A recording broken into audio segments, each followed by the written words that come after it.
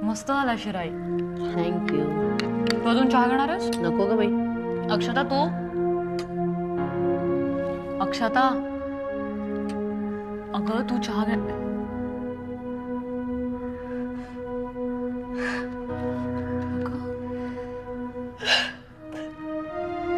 काय झालं? हे चिंकू रडतेस कशाला? हा काय नाही. मग काय म्हणत होतीस तू? मी फक्त विचारलं तू गरम चहा घेणारस का? थंड झालाय. नाही नको काहीच नको. असं करून कसं चालेल बाळा? इतकी काळजी कशाला करतेस तू? मग काय करू मी? तुम्हाला वाटतंय मी त्या गोष्टीचा विचार करतच रडत बसलो. अगं पण दुःख, अपमान, अवहेलना यापेक्षा संतापानं माझं डोकं फिरलंय. वाटतंय काय चाललंय? अक्षता, ज्या परिस्थितीत आपण काही बदल घडून आणू शकत नाही तिला शरण जायचं, तिच्या समोर गुडघे टेकायचं, त्याचा विचारही मी सहन करू शकत नाही. ही IAS ऑफिसर आहे.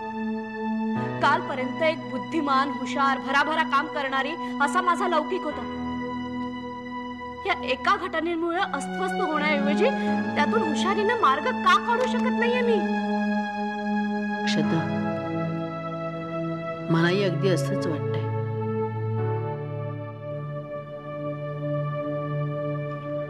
हे बघ, आपल्या घरातही फार बिकट परिस्थिती आली होती, पण तरी मी कधी मान नाही दुखवली.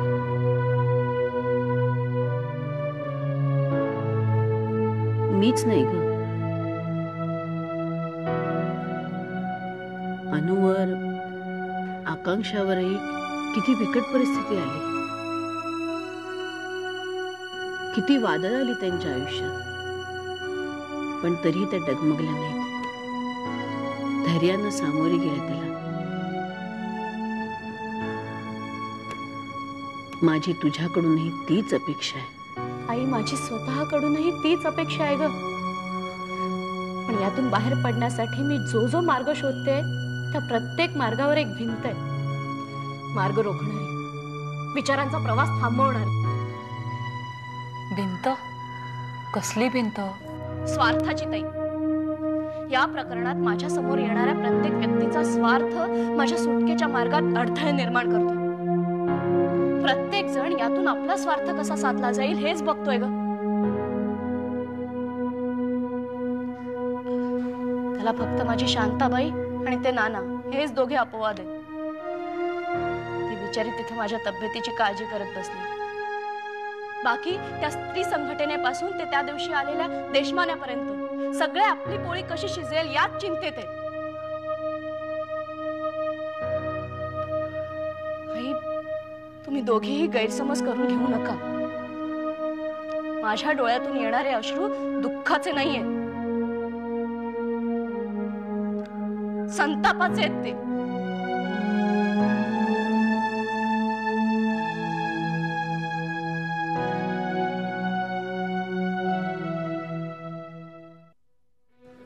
साहेब, म्हणजे बोला बोला.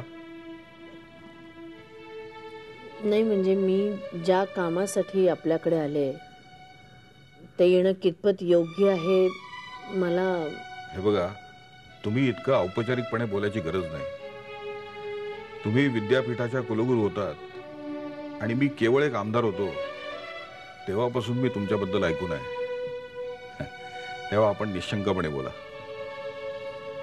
नाही, मी आज आपल्याकडे आले ती केवळ माझ्या मुलीसाठी, म्हणजे IAS ऑफिसर अक्षता जोशीसाठी मी आले. त्याची कल्पना मला गृहमंत्र्यांनी दिली आहे. नाही, म्हणजे आजपर्यंत मी माझ्यासाठी स्वतःसाठी असं मागायला कुणाकडेच गेलेले नाहीये. जोशी मॅडम, तुम्ही इतकं अवघडून जाण्याची गरज नाही. तुम्हाला जे म्हणायचंय ते म्हणा, तुम्हाला जे मागायचंय ते हक्कानं मागा. मुख्यमंत्री म्हणून मला असलेल्या अधिकारात जर मी तुम्हाला काही मदत करू शकलो तर मला आनंदच होईल. आणि तुमच्यासारख्या निस्वार्थी व्यक्तीला मदत करण्याची संधी मिळणं. माफ करा साहेब, पण मला इतकं लाजवू नका तुम्ही.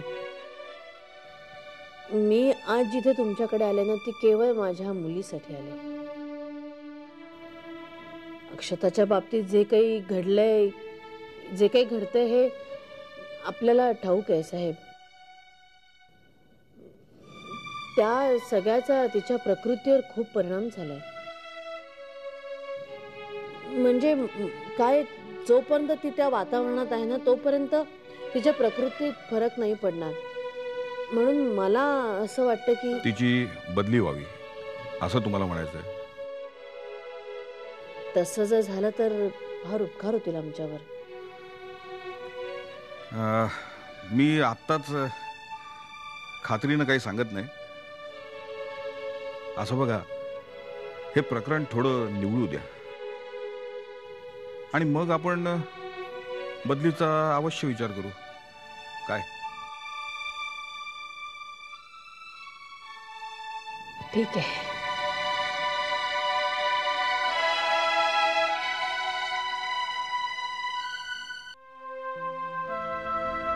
ताई, तुला आठवतं, तू, मी, आकांक्षा ताई, आपण तिघींचीच एक पार्टी केली होती. माझं पोस्टिंग झालं होतं तेव्हा. काय हसलो होतो ना आपण त्यावेळेला.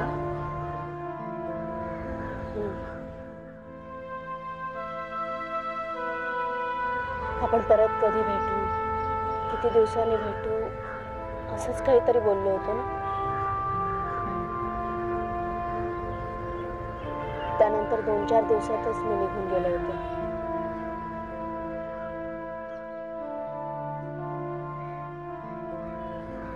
तेव्हापासून तसं हसल्याचं आठवतच नाहीये का मला आजपर्यंत.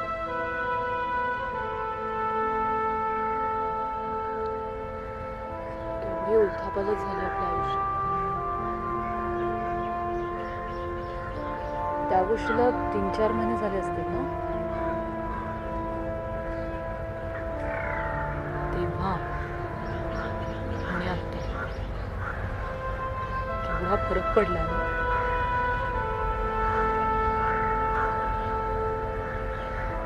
येणाऱ्या वादळाची आपल्याला पुसटशी कल्पना देखील नव्हती. मी सांगितलं असतं तर विश्वासही बसला नसता. खरं कसा बसला असता विश्वास.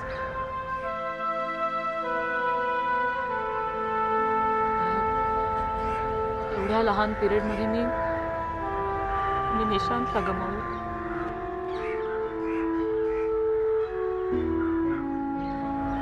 निशांतला गमावलं आणि आकांक्षा त्याने तनुला.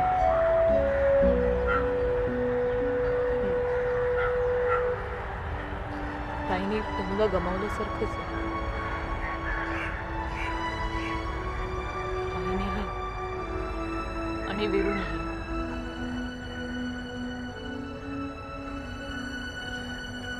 एकीने नवरा गमावला, दुसरीने मुलगा.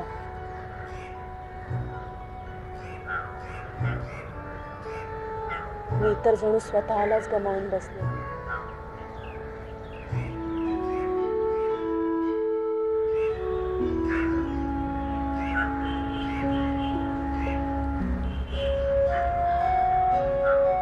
आपण काय कमवलंय याचा विचार करत बसू नका. आता माझ्या हातात काय शिल्लक आहे याचा हिशोब करा. रडत बसू नका तुम्ही. अगं, आपल्या आयुष्यात जे घडायचं होतं ते घडून गेलं. आता ते बदलू नाही शकत. तो भूतकाळ होता, विसरून जा.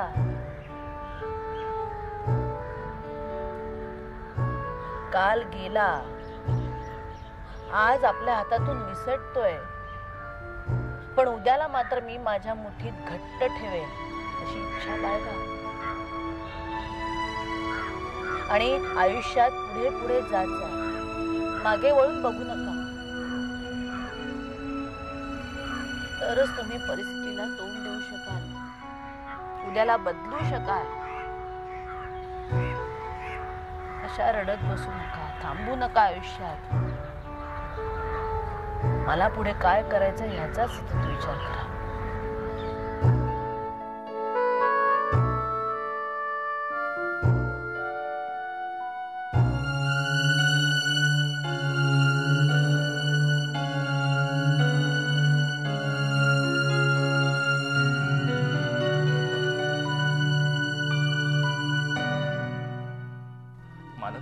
मालक अहो तुम्ही तर कशाला आला? काय काय झालं? काय मला पोलीस येऊन गेले. पोलीस इथं आले होते? वय आणि आम्हाला फटकावून गेले. वय मालक. त्यांनी मारलं तुम्हाला? मालक तुम्ही इथं कशाला आलाय ते सांगा आधी. अरे काय काय म्हणताय? आमच्या घरात यायला आम्हाला बंदी आहे. वय तुम्ही तुमच्या घरात लपत आलात ना. अहो पोलीस तुमच्या मागावर आहेत, तुम्हाला माहित आहे ना. त्यापूर्वी तुम्ही बाहेर का नाही राहत? वय पोलीस इथं कवा बी येत्या. अरे हड आम्ही कुणाचं काय केलंय तेव्हा आम्ही पोलिसांना घाबरावं? हट, आम्ही नाही घाबरणार कोणाला. हा आणि बघू आम्हाला कोण काय करतंय, बघूया की. हे श्याम्या जा, भूक लागली, जेवायला घेऊन ये जा लवकर काहीतरी. मला करावं लागेल, समजा संपलाय. अरे मग कर बाबा, जा घेऊन ये, जा घेऊन येतो. हे जा तू तोवर दारू घेऊन ये जा. हे बघा, आणि घाबरायचं नाही बरं का, आता अजिबात घाबरायचं नाही. आम्ही आलोय ना, नाही घाबरायचं. जा दारू जा.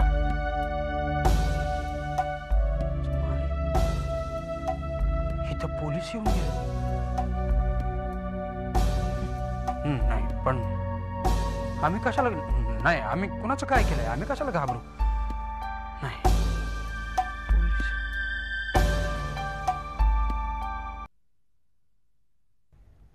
अक्षता, आशू,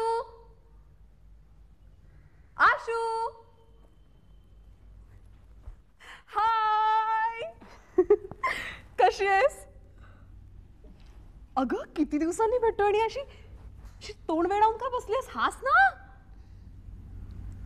आई कुठे?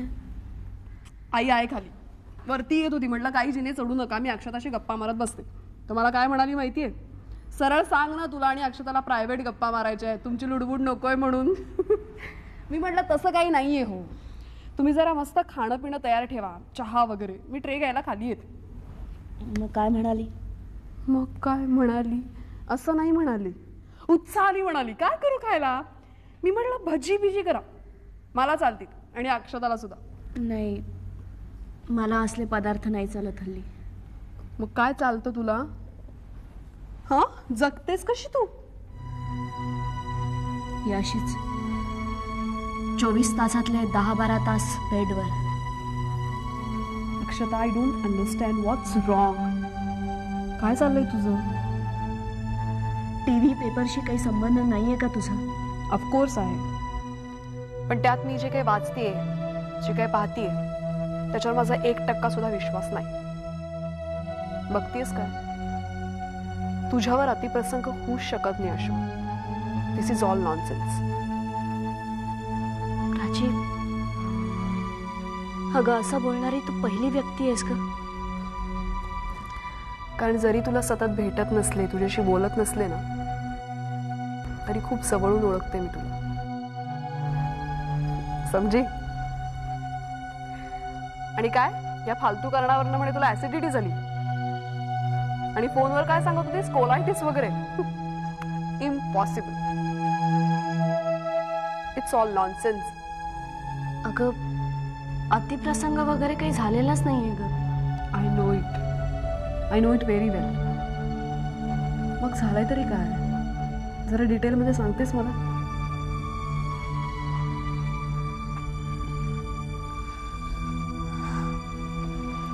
अगं तिथे बाळाराव नावाचा माणूस होता. स्वतःला मोठेपणा मिळावा म्हणून मला भेटायचा, माझ्याशी बोलायचा, मला फेवर करायचा प्रयत्न करायचा तो. मी त्याच्यापासून 2 हात दूरच राहायचे. त्यामुळे त्याचा अहंकार दुखावला गेला. माझ्यावर सूड घेण्यासाठी मी दौऱ्याच्या बंगल्यावर राहते तिथे आला तो. मी त्याला हाकलून द्यायचा प्रयत्न केला, पण तो बंगल्यात घुसलाच. अगं मग तोंड ठेवून द्यायचंच ना त्याला. मग मी त्याला मारण्यासाठी हात उगारला तर त्याने माझा हातच पकडला आणि कसं कोणास ठाऊक त्याच वेळेस लाईट्स गेले.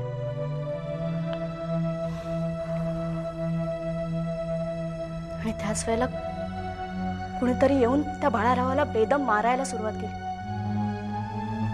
तो कोण होता हे मला कळलंच नाही ग. त्याचा चेहरा मला कधीच दिसला नाही.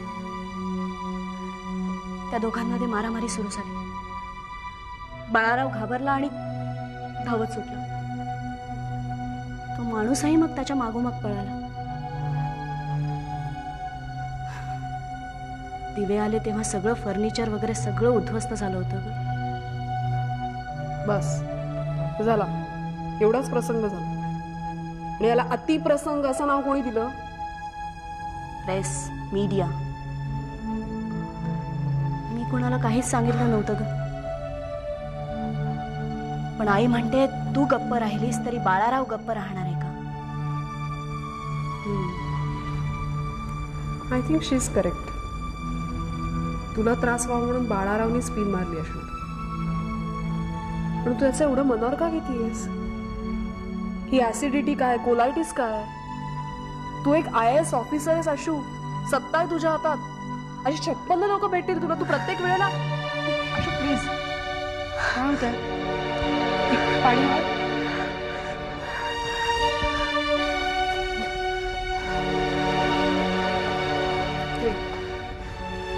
Relax relax.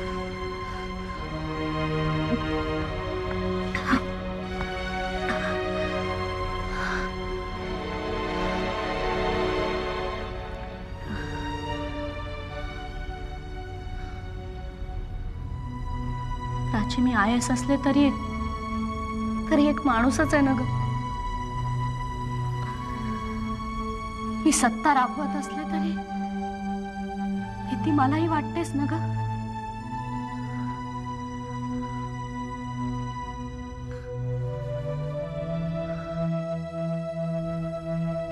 माझ्या इच्छेविरुद्ध एखाद्या पुरुषाने मला स्पर्श जरी केला ना तरी मी भयंकर अपसेट होते ग.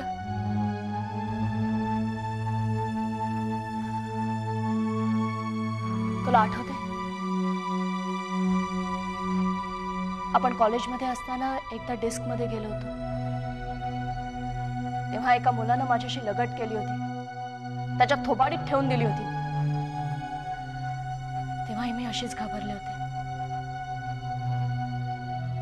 त्यानंतर माझा बाप म्हणवणाऱ्या सदानंद नाईकने माझा हात धरला होता. तेव्हा देखील अशीच हादरली होती.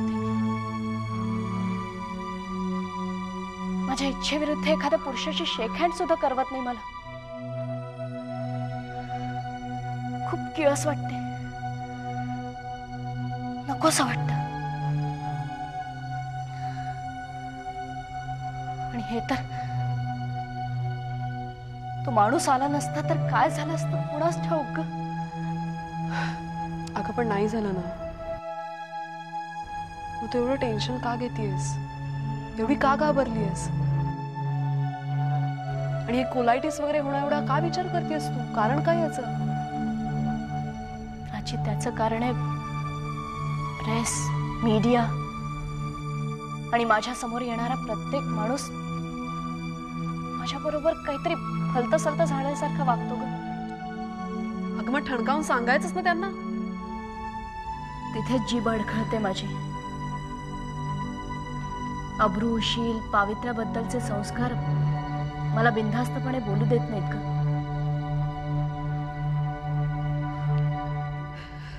पण मी आता बोलायचं ठरवलंय. That's it. मी बोलणार आहे. I'll have to fight and win. And you will win. I'm with you.